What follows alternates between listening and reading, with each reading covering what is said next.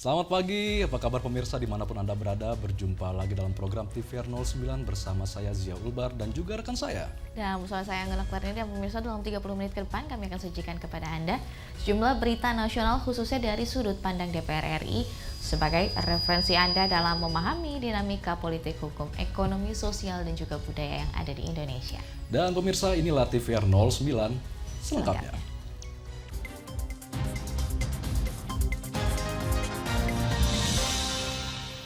Komisi 9 DPR RI sayangkan banyak kasus perundungan di dunia pendidikan dan menilai pentingnya payung hukum yang jelas agar korban perundungan tidak mengalami depresi maupun gangguan mental akut yang dapat mengancam keselamatan.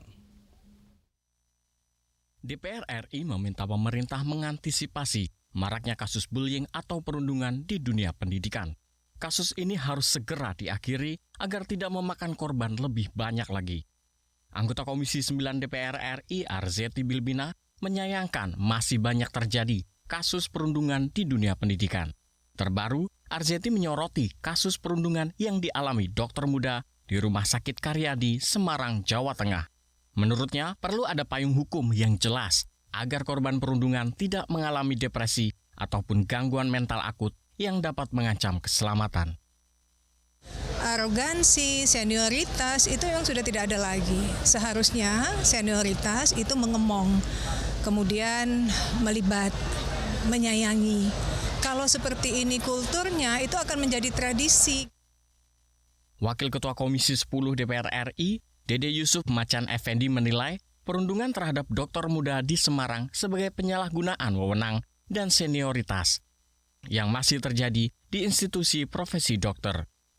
Dede Yusuf meminta pelaku untuk diproses secara hukum agar perundungan tidak lagi menelan korban jiwa. Jadi kalau saya katakan ini penyalahgunaan kewenangan dan senioritas. Jadi bukan konteksnya pendidikan lagi. Kalau kita berbicara masih mahasiswa sarjana S1-nya, di mana dia baru mahasiswa pengen meraih gelar sarjana dan kemudian dirundung oleh seniornya. Mungkin saya baru bisa mengatakan bahwa itu bagian daripada permasalahan perundungan pendidikan ya. Tapi kalau ini saya lihat ini sudah di profesi kerja. Tim Liputan TVR Parlemen melaporkan. Dinamika alokasi anggaran era APBN tahun 2025 harus disikapi dengan bijak. Komisi 11 DPR RI berharap dana yang dialokasikan dapat digunakan secara optimal, khususnya dalam mengembangkan sumber daya manusia di daerahnya. Dalam penyampaian Rancangan Anggaran Pendapatan Negara tahun anggaran 2025, pemerintah mengalokasikan dana transfer ke daerah sebesar Rp919,9 triliun. Jumlah tersebut naik signifikan dari tahun sebelumnya yang hanya sebesar Rp857 triliun. Di sisi lain, pemotongan anggaran sejumlah kementerian juga menjadi sorotan DPR RI. Dinamika ini harus bisa diatasi oleh pemerintah baru yang akan mulai bekerja mulai Oktober tahun 2024. Anggota Komisi 11 DPR RI, Kamrus Samad mengatakan, kenaikan anggaran dana transfer daerah disebabkan adanya penambahan jumlah provinsi di Indonesia, yakni Papua Selatan, Papua Tengah, Papua Pegunungan, dan Papua Barat Daya. Ia berharap dana yang dialokasikan dapat digunakan secara optimal, khususnya dalam mengembangkan sumber daya manusia di daerah. Betul-betul kita berharap sebetulnya TKD itu bisa menjadi stimulan pembangunan di daerah, sehingga Indonesia sentris. Anggota Komisi 10 DPR RI, Nuroji menyayangkan adanya pemotongan anggaran sejumlah mitra kerja seperti Kemenpora dan Kemenparekraf. Kendati demikian, ia memahami penurunan tersebut terjadi akibat transisi pemerintahan dan penyesuaian dengan program kerja pemerintahan baru. Itu karena mungkin ada ruang untuk transisi ya. Presiden baru ke presiden berikutnya dan baru akan ditingkatkan lagi di 2026. Andini dan Helmi, TVR Parlemen melaporkan. Komisi 11 DPR RI mengingatkan pemerintah untuk mengawasi BUMN dengan membuat semacam desk khusus pengawasan di Kementerian BUMN. Informasinya sesaat lagi, tetap bersama kami di TVR 09.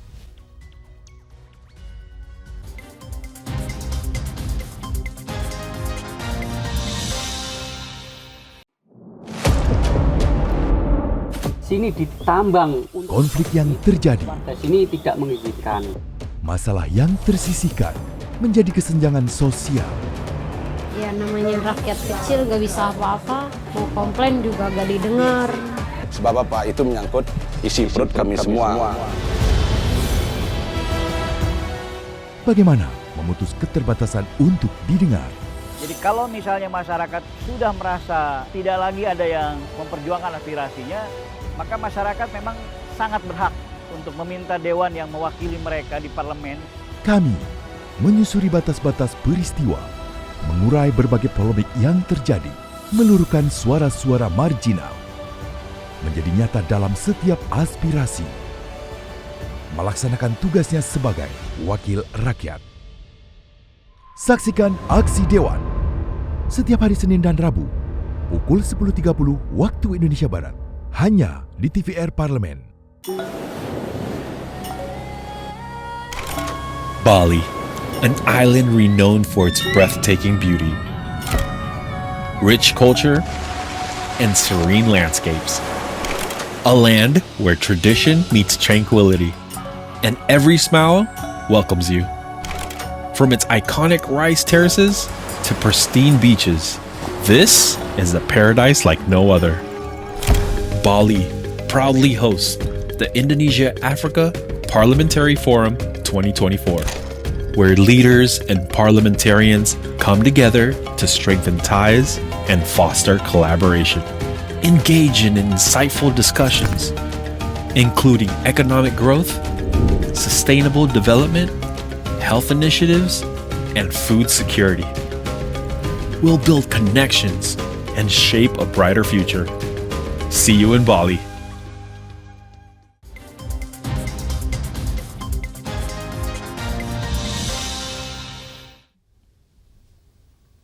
Kembali lagi bersama kami di TVR 09. Wakil Ketua Komisi 6 DPR RI Martin Manurung mengatakan langkah transformasi BUMN yang dilakukan Kementerian BUMN terbukti membawa perubahan signifikan bagi BUMN dalam hampir 5 tahun terakhir.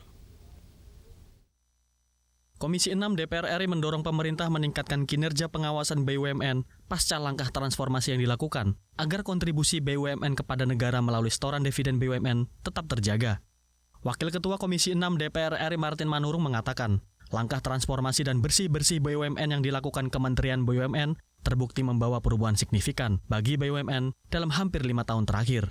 Menurutnya, pemerintah perlu meningkatkan pengawasan terhadap BUMN dengan membuat semacam desk khusus pengawasan di Kementerian BUMN.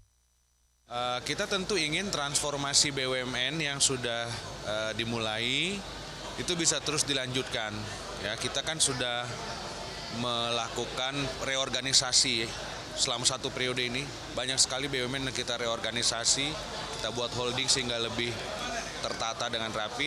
Tentu ini harus terus dilanjutkan, harus terus dimonitor kinerjanya seperti apa, apakah juga sudah menghasilkan capaian-capaian yang kita inginkan dari reorganisasi itu, transformasi BUMN itu.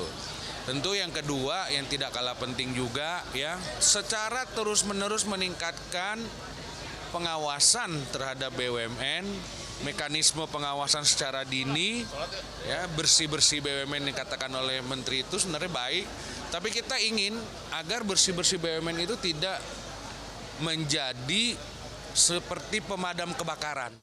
Lebih lanjut, Martin berharap ada keseimbangan fungsi BUMN yang dapat terus berjalan, di mana BUMN berfungsi menghasilkan penerimaan kas negara dapat berjalan seimbang dengan fungsi BUMN sebagai agen pembangunan nasional.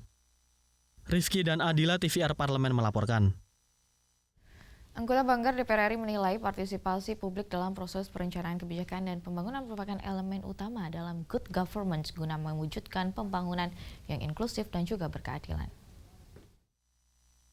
Terdapat sejumlah catatan dalam pidato Presiden RI pada sidang bersama dalam rangka menyambut Dirgahayu Kemerdekaan Republik Indonesia ke-79 dan penyampaian nota keuangan era APBN 2025.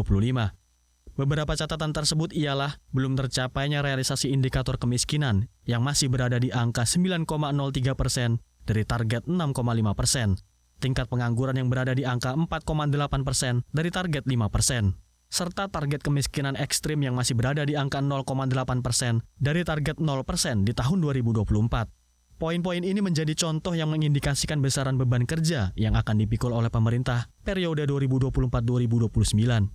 Berkaitan dengan hal ini, anggota Banggar DPR RI Siti Mukaromah menegaskan, partisipasi publik dalam proses perencanaan kebijakan dan pembangunan merupakan elemen utama dalam good governance guna mewujudkan pembangunan yang inklusif dan berkeadilan. Menurutnya, pemerintah periode berikutnya memiliki kewajiban untuk memaksimalkan anggaran yang sesuai dengan harapan dan berdampak langsung bagi masyarakat. Ini memang butuh kerja keras bersama-sama. Tentunya pertama adalah komitmen pemerintah. Tentunya pemerintah harus punya komitmen tentang, karena ini dibahas oleh periode yang lama, maka memang komitmen kuatnya harus dimiliki oleh pemerintah yang baru. Masyarakat juga butuh untuk mereka juga ikut bagian dari dalam pengawasan tersebut. Siti Mukaromah menambahkan, pada target pertumbuhan ekonomi 5,2% di tahun 2025, pemerintahan periode berikutnya harus fokus pada peningkatan pertumbuhan perekonomian masyarakat secara luas. Adila dan Rifki, TVR Parlemen melaporkan. Wakil Ketua DPR RI Sufmi Dasko Ahmad mengatakan terkait pidato Presiden tentang RAPBN tahun anggaran 2025 itu sudah sinkron. Artinya sesuai dengan program pemerintah yang harus dijalankan pada 2025 mendatang. Pemerintah menargetkan defisit sebesar 2,53% dalam rancangan anggaran pendapatan dan belanja negara atau RAPBN tahun 2025. Pimpinan DPR RI menilai RAPBN tahun anggaran 2025 cukup memberikan ruang fiskal untuk mengakomodir berbagai program pemerintahan selanjutnya. Wakil Ketua DPR RI Sufmi Dasko Ahmad mengatakan, terkait pidato Presiden tentang RAPBN tahun anggaran 2025 itu sudah sinkron, artinya sesuai dengan program pemerintah yang harus dijalankan pada tahun 2025 mendatang. Ia menyampaikan hal tersebut tentunya sesuai dengan yang diharapkan bersama dan pemerintah ke depannya dapat menjalankan serta meneruskan program yang telah ada dengan baik. Kami sangat senang bahwa kemudian dari pidato Presiden soal PBN itu sinkron dengan apa yang akan jadi artinya program pemerintah sekarang yang harus dijalankan nanti pada tahun 2025 sangat sinkron dan memang seperti yang kami harapkan. Ya memang pemerintahnya sukses, jangan dibilang klaim, itu memaparkan suksesan namanya. Ya memang sukses gimana? Lebih lanjut, Sufmi Dasko menambahkan, DPR RI mengapresiasi pidato Presiden terkait keberhasilan dan kesuksesan pemerintahan Presiden Jokowi dalam pidato RAPBN 2025. Hal tersebut merupakan pemaparan kesuksesan dari kinerja pemerintah. Zikri, Yasser Todenus, TVR Parlemen melaporkan. Komisi 9 DPR RI desak BPOM dan Kementerian Kesehatan menggalakkan sosialisasi bahaya konsumsi garam, gula, dan lemak berlebih. Seiring maraknya kasus anak-anak mengalami gagal ginjal dan harus melakukan cuci darah rutin.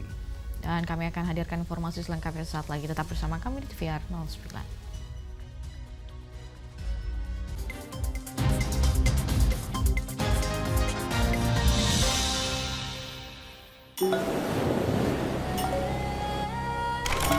Bali, an island renowned for its breathtaking beauty, rich culture, and serene landscapes. A land where tradition meets tranquility, and every smile welcomes you. From its iconic rice terraces to pristine beaches, this is a paradise like no other. Bali proudly hosts the Indonesia-Africa Parliamentary Forum 2024, where leaders and parliamentarians come together to strengthen ties and foster collaboration. Engage in insightful discussions, including economic growth, sustainable development, health initiatives, and food security. We'll build connections and shape a brighter future. See you in Bali. DPR RI memiliki fungsi diplomasi dalam menjalankan politik luar negeri sesuai dengan pasal 116 Undang-Undang MD3. Kontribusi aktif BKSAP DPR RI memainkan peranan penting dalam memenangkan persaingan global melalui IPU, IPA, IPPF, IPA, dan PUIK. BKSAP memiliki komitmen yang tinggi dalam krisis kemanusiaan dunia. Fungsi diplomasi dijalankan untuk mendukung upaya pemerintah dalam melaksanakan politik luar negeri.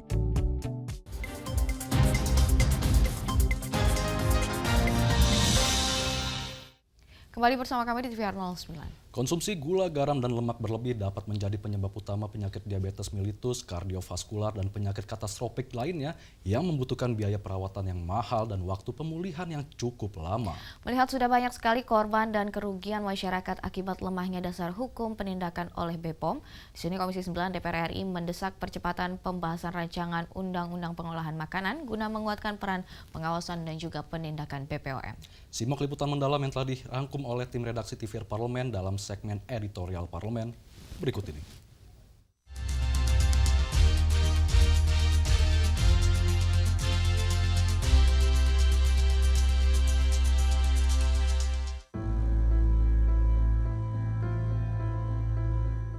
Publik dikejutkan dengan maraknya kasus anak-anak mengalami gagal ginjal dan harus melakukan cuci darah rutin. Selain disebabkan oleh kelainan bawaan karena faktor genetik, dikhawatirkan tingginya kadar garam, gula, dan lemak dalam makanan dan minuman yang dikonsumsi anak-anak juga mengakibatkan tingginya angka penderita gagal ginjal. Mengingat penyakit gagal ginjal pada anak memerlukan penanganan khusus untuk mencegah kerusakan lebih lanjut dan komplikasi, Komisi 9 DPR RI mendesak BPOM dan Kementerian Kesehatan menggalakkan sosialisasi bahaya konsumsi GGL berlebih, meningkatkan pengawasan kualitas jajanan di sekolah, serta mendesak percepatan pembahasan rancangan Undang-Undang POM untuk menguatkan fungsi pengawasan yang dimiliki BPOM. Anggota Komisi 9 DPR RI, Dian Istiqomah, meminta BPOM bertindak lebih sigap dalam menjalankan fungsi pengawasan. Ia menginginkan seluruh obat dan makanan yang beredar di masyarakat harus benar-benar melalui quality control oleh BPOM untuk mendapatkan standar kualitas terbaik. Nah, harusnya kan preventifnya dulu, jangan sampai kejadian karena sudah ada temuan cuci darah. Ya sekarang oke lah, di RSCM kemarin cuma 60. Coba cek di rumah sakit lain, pasti banyak.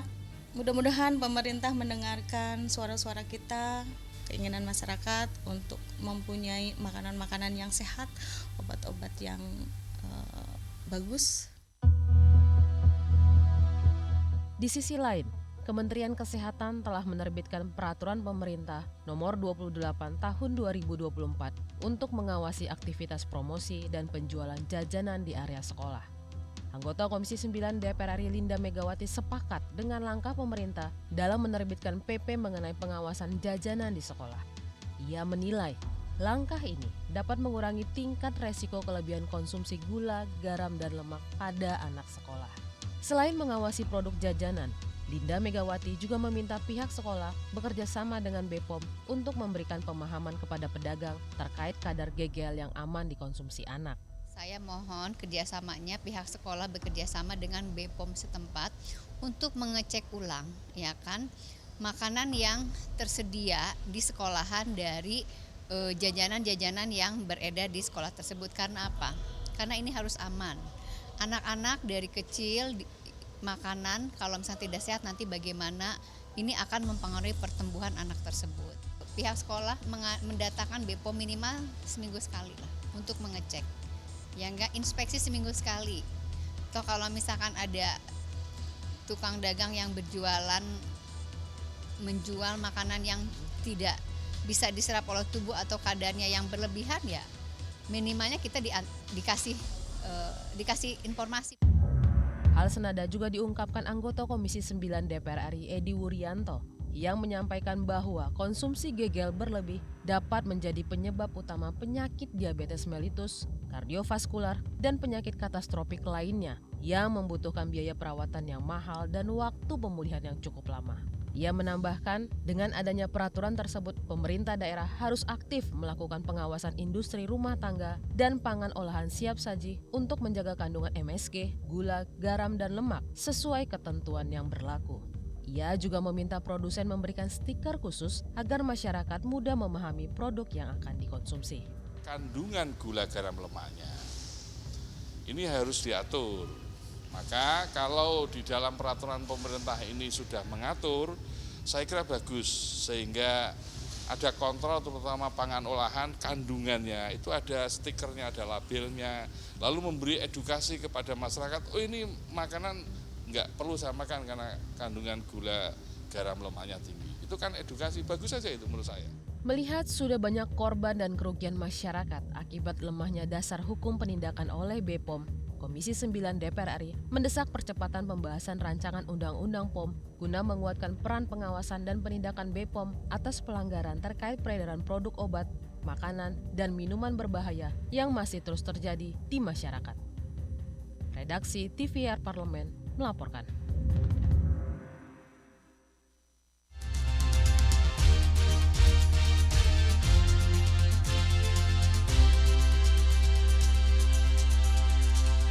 Jika Indonesia memiliki kereta cepat Wush, maka Arab Saudi juga memiliki kereta cepat kebanggaan yaitu Haramain High Speed Railway atau sering disebut dengan Haramain Express.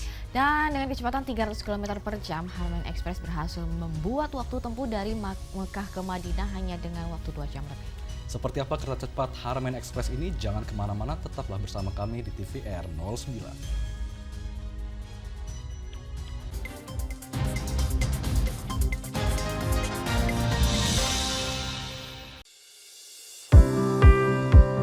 Mengenal tugas dan fungsi DPR RI. Dewan Perwakilan Rakyat atau DPR adalah lembaga negara yang mewakili aspirasi rakyat. Kehadiran DPR RI merupakan salah satu bukti bahwa Indonesia merupakan negara demokrasi.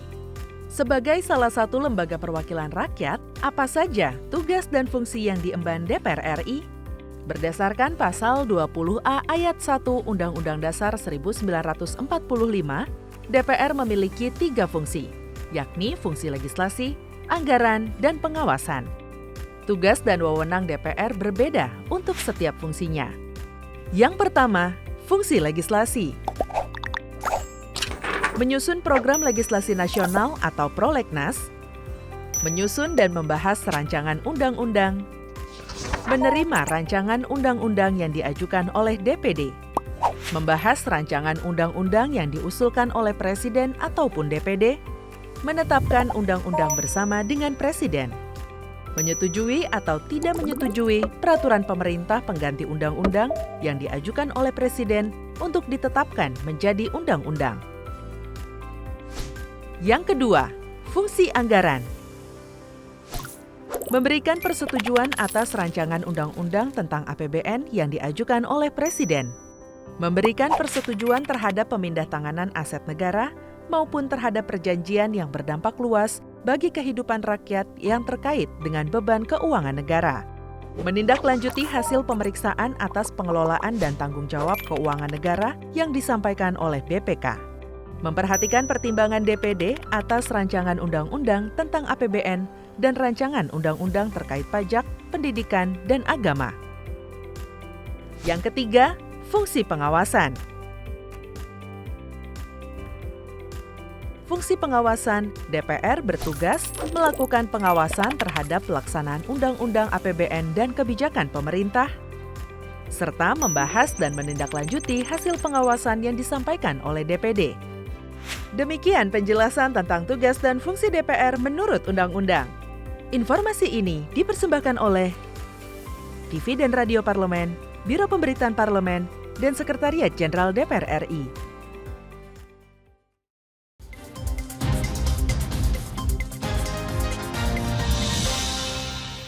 Anda kembali bersama kami di TVR 09. Haramain High Speed Railway atau biasa dikenal dengan Haramain Express diluncurkan pertama kali pada tahun 2018.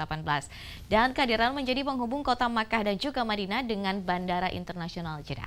Menjadi tonggak berkembangnya infrastruktur Arab Saudi, Haramain Express masuk dalam nominasi 10 kereta tercepat di dunia.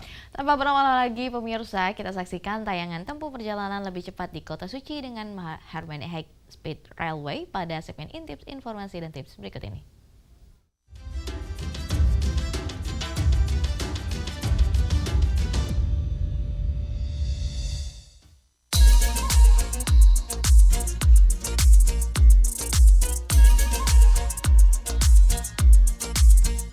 Lebih dari 1000 tahun lalu, Nabi Muhammad SAW harus menempuh perjalanan 8 hari dari Mekah ke Madinah.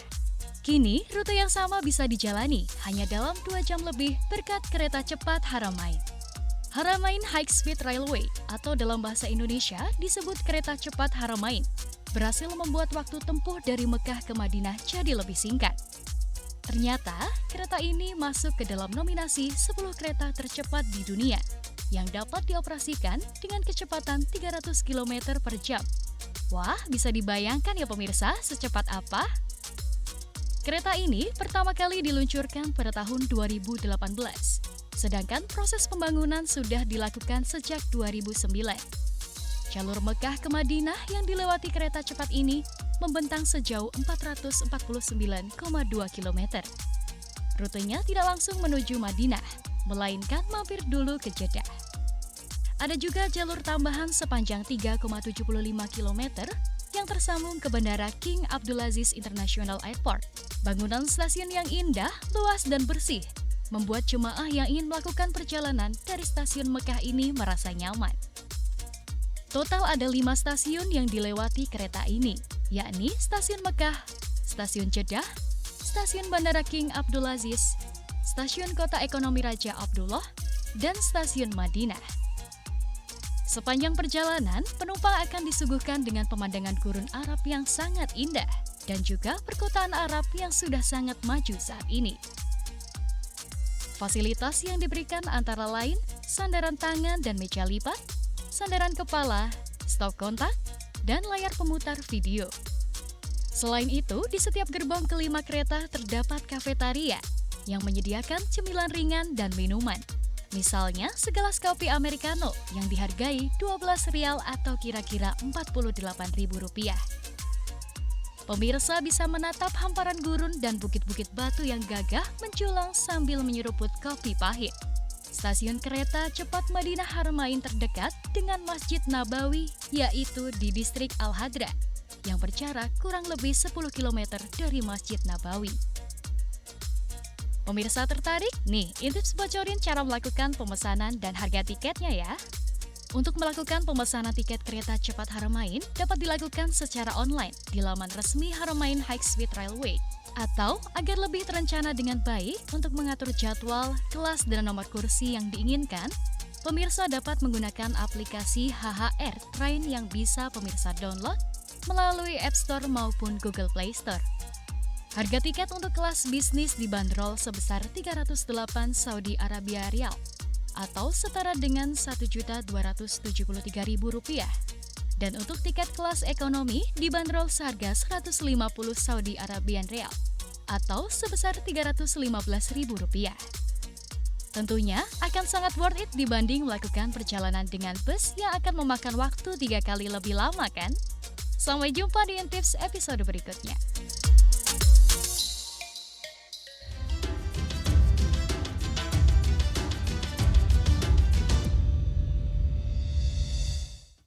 Dan di penghujung acara kami informasikan kepada Anda pemirsa sejumlah agenda DPR RI pada hari ini Rabu 21 Agustus 2024. Pada pukul 10 waktu Indonesia Barat, Badan Legislasi DPR RI mengadakan rapat kerja dengan pemerintah dan DPD RI dalam rangka pembahasan rancangan undang-undang tentang perubahan keempat atas Undang-Undang Nomor 1 Tahun 2015 tentang penetapan peraturan pemerintah pengganti Undang-Undang Nomor 1 Tahun 2014 terkait pemilihan gubernur, bupati, dan wali kota menjadi undang-undang. Sedangkan pada pukul 13 waktu Indonesia Barat atau di 1 siang, Badan Legislasi DPR RI melanjutkan agendanya yaitu dengan audiensi Pusat Studi Konstitusi Fakultas Hukum Universitas Andalas terkait dengan penguatan transparansi partai politik. Dan sejumlah agenda serta program DPR lainnya masih dapat Anda saksikan secara langsung di TVR Parlemen melalui kanal utama, kanal komisi, dan kanal alat kelengkapan dewan lainnya yang dapat Anda akses di tvr.dpr.go.id. Baik pemirsa TVR Parlemen, demikian TVR 09 edisi pagi hari ini. Segenap kru TVR Parlemen yang bertugas mengucapkan terima kasih telah menyaksikan TVR 09 hari ini. Saya Anggun Oktarini dan juga rekan saya. Saya Zia Ulbar, sampai jumpa di TVR 09 selanjutnya. TVR Parlemen, Referensi Indonesia.